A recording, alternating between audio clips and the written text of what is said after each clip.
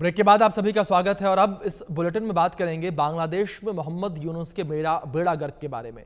बांग्लादेश की एक अदालत ने 1971 के मुक्ति संग्राम के कई सेनानियों और प्रोफेसर समेत 16 लोगों को सख्त आतंकवाद विरोधी अधिनियम के तहत जेल भेज दिया। यह सजा राजधानी ढाका में कथित तौर पर उन्मीद भीड़ की ओर से उनके निर्धारित सार्वजनिक चर्चा में बाधा डालने के लिए दी गई है और इन लोगों को हिरासत में लिए जाने के करीब 24 घंटे के बाद कोर्ट में पेश किया गया, जिसके बाद मजिस्ट्रेट फरजाना हक ने उन्हें जेल भेजने का आदेश दे दिया और पुलिस ने इन लोगों को सार्वजनिक अशांति से बचाने के लिए पहले उन्हें हिरासत में लिया था और बंदियों पर 2009 के आतंकवाद विरोधी अधिनियम के तहत आरोप लगाए जा रहे हैं। और कोर्ट में पेश किए गए प्रारंभिक मामले के दस्तावेज से पता चलता है कि गिरफ्तार किए गए 16 लोगों में से कम 6 लोग 70 साल से अधिक की उम्र के थे। पूर्व मंत्री और 1971 के युद्ध के पूर्व सैनिक अब्दुल लतीफ सिद्दीकी, ढाका यूनिवर्सिटी के कानून के प्रोफेसर हफीजुर रहमान करजन और पत्रकार मंजरुल आलम पन्ना जेल भेजे गए और इन लोगों में ये भी शामिल है, कई और लोगों को भी शामिल किया गया है। इस बीच एक और बड़ी जानकारी उसका रुख करेंगे, जहां यूनुस सरकार में बांग्लादेश का बुरा हाल हो रखा है। 1971 के मुक्ति संग्राम के कई सेनानियों पर शिकंजा कसा गया है। मुक्ति संग्राम के कई सेनानी, प्रोफेसर समेत 16 लोगों को जेल भेज दिया गया। सख्त आतंकवाद विरोधी अधिनियम के तहत जेल भेजा गया है और जेल भेजे गए 16 में से 6 लोगों की उम्र 70 के पार है। तो ये बड़ी खबर निकलकर सामने आई है। लगातार विपरीत परिस्थितियां बांग्लादेश में बनी हुई हैं और बांग्लादेश में 16 लोगों को जेल भेजा गया और 16 में से 6 लोगों की उम्र 70 साल से अधिक की है। ये बड़ी खबर है जो इस बीच निकलकर सामने आई है। तो मुक्ति संग्राम के कई सैनिकों को भी जेल भेजा गया है। तो मोहम्मद यूनुस सरकार जो है वो लगातार ऊट-पटांग फैसले ले रही है और लगातार मोहम्मद यूनुस सरकार की दमनकारी नीतियां जो है वो बांग्लादेश में देखने को मिल रही हैं और लगातार बांग्लादेश में लोगों के ऊपर जुल्म किए जा रहे हैं।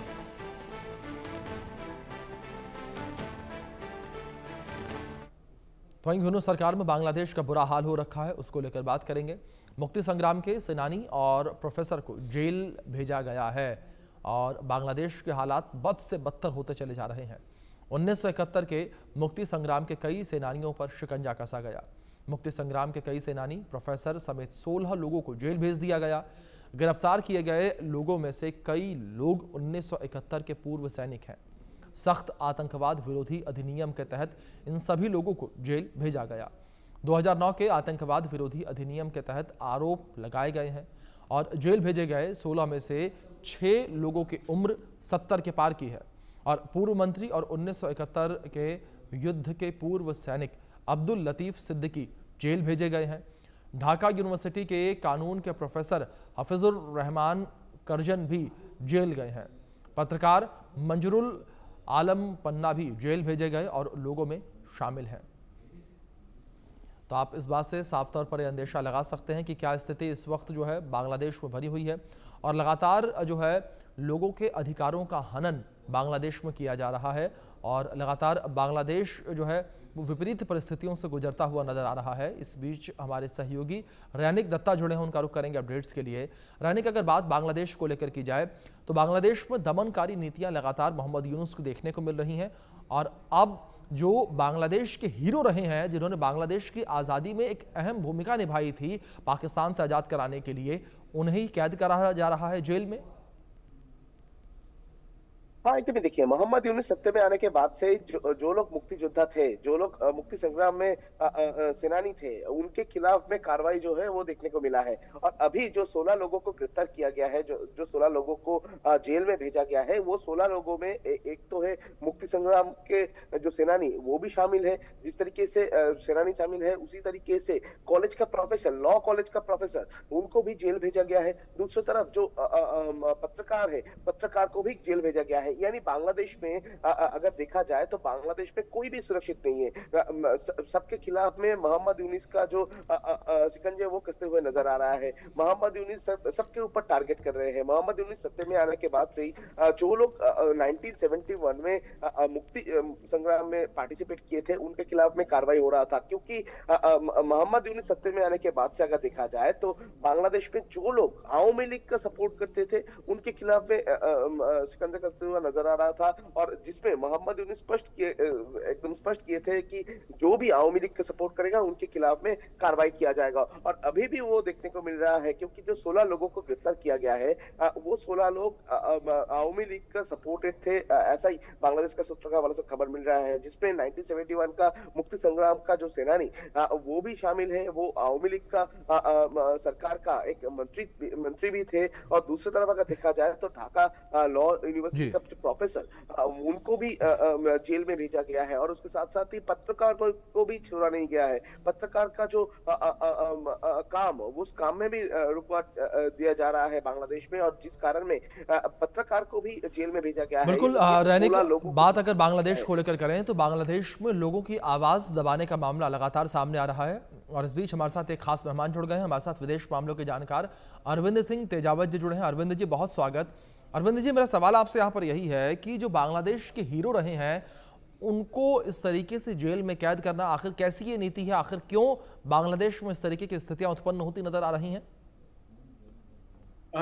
अभिषेक साहब, इसकी एक वजह तो यह है कि दरअसल जिन मूल्यों पर बांग्लादेश का स्वतंत्रता संग्राम लड़ा गया था जी। और एक सेकुलर स्टेट की स्थापना की गई थी, अब वो मूल्य धीरे धीरे वहां की सत्तासीन लोगों के लिए इतने महत्वपूर्ण नहीं रहे हैं। दूसरा यह भी पता चल रहा है कि जो 1947 में जो विभाजन की प्रक्रिया शुरू हुई थी वह विभाजन आज तक जारी है। राजनीतिक विभाजन भले 1947 में भारत और पाकिस्तान के रूप में हो गया या फिर 1971 में पाकिस्तान और बांग्लादेश के रूप में हो गया, पर वह विभाजन अभी तक जारी है और यह आंतरिक विभाजन के रूप में दिख रहा है। अब हम मूल बात पे आते हैं जो आपने पूछा है।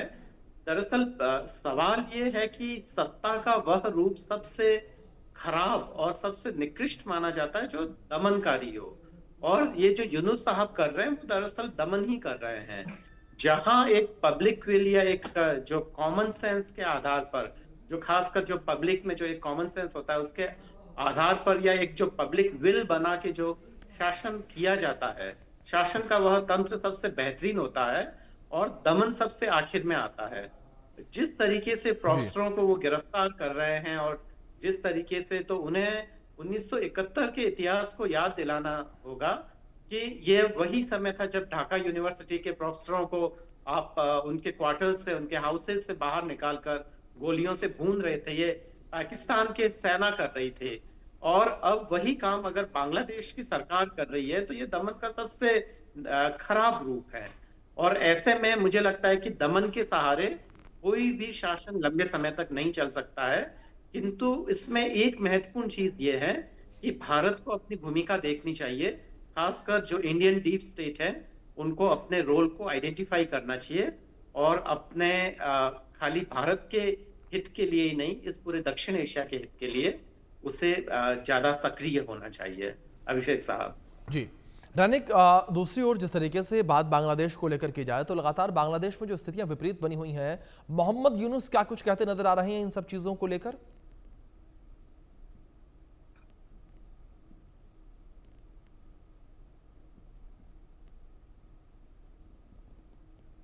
चलिए, लगता है किसी तकनीकी खामी की वजह से हमारे सहयोगी तक आवाज नहीं पहुंच रही। अरविंद जी मैं आपका रुख करूंगा। अरविंद जी, जिस तरीके से इस पूरी बातचीत में कहीं ना कहीं एक चीज और ये भी समझ में आती है कि मोहम्मद यूनुस को डर है कि जो 1971 की आज़ादी के लड़ाई लड़ने वाले जो सेनानी हैं वो कहीं जंग ना छेड़ दें मोहम्मद यूनुस के खिलाफ, मोहम्मद यूनुस की सत्ता जो है वो ना चली जाए। क्या आपको लगता है कि यही वजह कि मोहम्मद यूनुस घबराए हुए हैं और स्वतंत्रता सेनानियों को जेल में डाल रहे हैं? बिल्कुल सही बात है अभिषेक साहब, क्योंकि दरअसल जो डरपोक शासक होता है दमन का वही सहारा लेता है, और ऐसे में उनको डर है कि जो वॉइस ऑफ प्रोटेस्ट है वहां बांग्लादेश में, जो विरोध की आवाज है, उनको दमन के सहारे दबाया जाए। और खुद ये बांग्लादेश के हित में नहीं है। जब से बांग्लादेश में अराजकता का माहौल हुआ और उसके बाद में मोहम्मद यूनुस साहब को सत्तासीन किया गया, उसके बाद में बांग्लादेश की इकोनॉमी तो खराब हो रही है, उसके बाद में वहां की विदेश नीति में भी कहीं एक रूपता नजर नहीं आ रही है। वहां की जो भावी योजनाएं हैं उसको लेकर असमंजस है। तो दरअसल विदेशी हाथों की कठपुतली बनकर केवल कुछ लोगों ने वहां पर जो बांग्लादेश के अहित को सोचकर यह काम किया है, वो किसी भी तरीके से जस्टिफाइड नहीं है। और बांग्लादेश के लोग जो मोहम्मद यूनुस साहब को जो काल पुरुष समझ रहे थे कि वो बांग्लादेश को एक बहुत ही महान राष्ट्र बना लेंगे, वह अब फिर साबित हुआ है। और ऐसी स्थिति में वो कहते हैं कि सत्ता व्यक्ति को भ्रष्ट करती है और अधिक सत्ता अधिक भ्रष्ट करती है।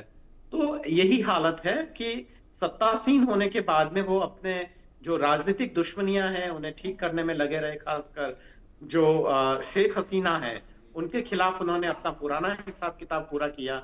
और ऐसे में जब वो व्यक्तिगत हो रहे थे तब बांग्लादेश उनके मस्तिष्क में कहीं नहीं था। तो यही एक बहुत बुरी बात है जो बांग्लादेश के लिए बिल्कुल भी भलाई की चीज नहीं है। अभिषेक साहब, बिल्कुल सर। रैनिक, दूसरी ओर जिस तरीके से अगर इस पूरी स्थितियों को देखा जाए तो मोहम्मद यूनुस का रिएक्शन क्या निकलकर सामने आ रहा है, वो क्या रिएक्ट करते नजर आ रहे हैं और क्या कह रहे हैं कि आखिर क्यों जो स्वतंत्रता सेनानी हैं, जो बांग्लादेश के एक्चुअल हीरो हैं, जो रियल हीरो हैं, उन्हें जेल में क्यों डाला जा रहा है?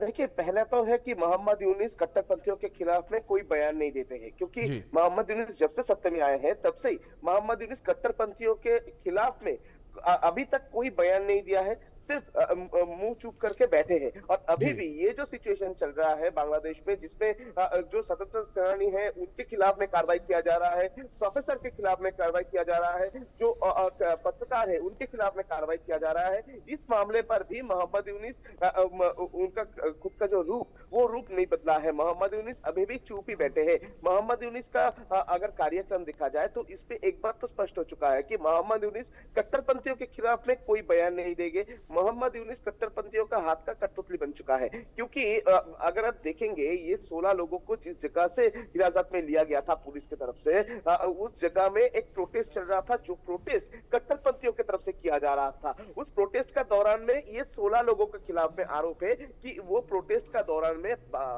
जो ढाका एरिया में वो लोग वायलेंस तैयार करने का कोशिश कर रहे थे, और इसी वजह से ये 16 लोगों को गिरफ्तार किया गया है पुलिस की तरफ से। और पुलिस ने इनके खिलाफ में आतंक फैलाने का जो मामला दायर किया गया है, उसमें भी पुलिस की तरफ से जो मजिस्ट्रेट कोर्ट है उसके सामने बयान दिया गया है कि ये 16 लोग जो थे, ये वो प्रोटेस्ट रैली जो प्रोटेस्ट रैली ढाका में हो रहा था, उस प्रोटेस्ट रैली को भड़काने का कोशिश इनकी तरफ से किया जा रहा था। इनकी तरफ से उस रैली को सामने रखते हुए उसमें आतंक फैलाने का कोशिश किया जा रहा था, और इसी कारण में उनको बचाने के लिए पुलिस ने डिटेन किया और उसके बाद उनको कोर्ट में पेश किया गया है, ऐसा पुलिस की तरफ से कहा जा रहा है। मगर दूसरी तरफ अगर देखा जाए तो मोहम्मद यूनुस का सत्ता का ये जो टाइम पीरियड में अगर आप देखेंगे तो किसी टाइम में देखने को मिला था कि बांग्लादेश का जो स्वतंत्रता सेनानी है उनको घर से बाहर निकाल के उनके गले में जूता का माला पहनाया गया था।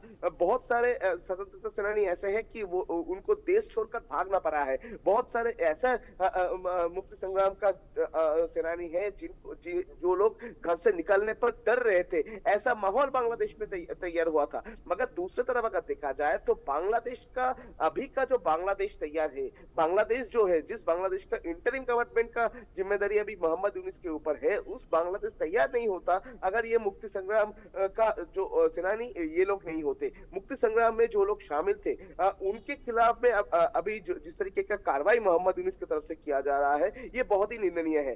दूसरी तरफ अगर देखा जाए तो बांग्लादेश में एक बात स्पष्ट हो चुका है कि जो लोग आवामी लीग का सपोर्टेड है उनको किसी भी हालात पर खुलाआम छोड़ने के राजी नहीं है मोहम्मद यूनुस, क्योंकि बोल सकते हैं कि मोहम्मद यूनुस एक प्रकार डरे हुए हैं। क्योंकि अगर जो लोग आवामी लीग का सपोर्ट करते हैं वो लोग इलेक्शन के पहले मोहम्मद यूनुस के खिलाफ में कोई जोड़ तैयार करे तो उसमें मोहम्मद यूनुस को दिक्कत में पड़ना पड़ सकता है। और इसी कारण में मोहम्मद यूनुस सेफ गेम खेल रहे हैं बोल सकते हैं, क्योंकि मोहम्मद यूनुस बिल्कुल मोहम्मद यूनुस इस वक्त सेफ गेम खेलते हुए नजर आ रहे हैं। और इस वक्त सबसे ज्यादा डरा हुआ कोई बांग्लादेश में है तो वो मोहम्मद यूनुस ही है, भले वो सत्ता में हो।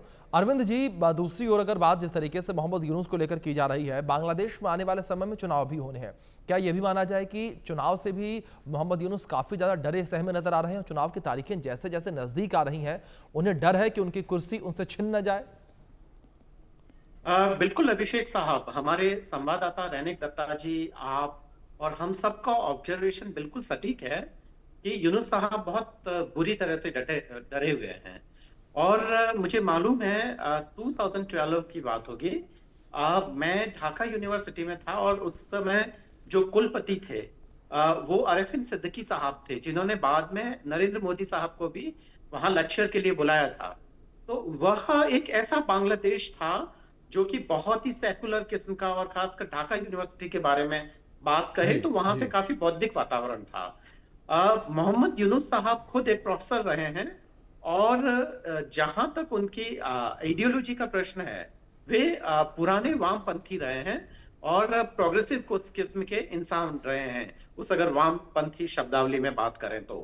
पर यह एकदम ऐसे ट्रांसफॉर्मेशन क्यों होता है, वो इतने डरे हुए व्यक्तित्व क्यों साबित होते हैं, इन तमाम चीजों पे गौर करें तो यह बात निकलकर सामने आती है कि जब शेख हसीना जी को वहां से सत्ता से हटाया गया, तो थीसिस की एक एंटीथीसिस तैयार करनी थी, और उसी एंटीथीसिस के लिए वो किसी सेकुलर चीजों को तो प्रश्रय दे नहीं सकते थे, क्योंकि शेख हसीना जी की जो सरकार थी वो बहुत अच्छा कर रही थी, सेकुलर थी, और उनके और भारत के बीच में जो खासकर वैचारिक तौर पर इंडियन स्टेट भी एक सेकुलर स्टेट है और बांग्लादेशी स्टेट भी सेकुलर स्टेट शेख हसीना जी पार्टी वाली जो है वह मानती है। तो ऐसी स्थिति में वहां पे सत्ता में काजिब रहने के लिए यूनुस साहब को एक एंटीथेसिस तैयार करनी थी, और वो जी, वही कर रहे हैं।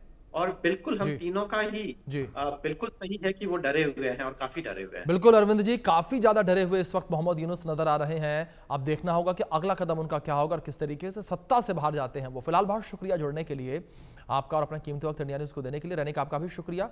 खबरों में आगे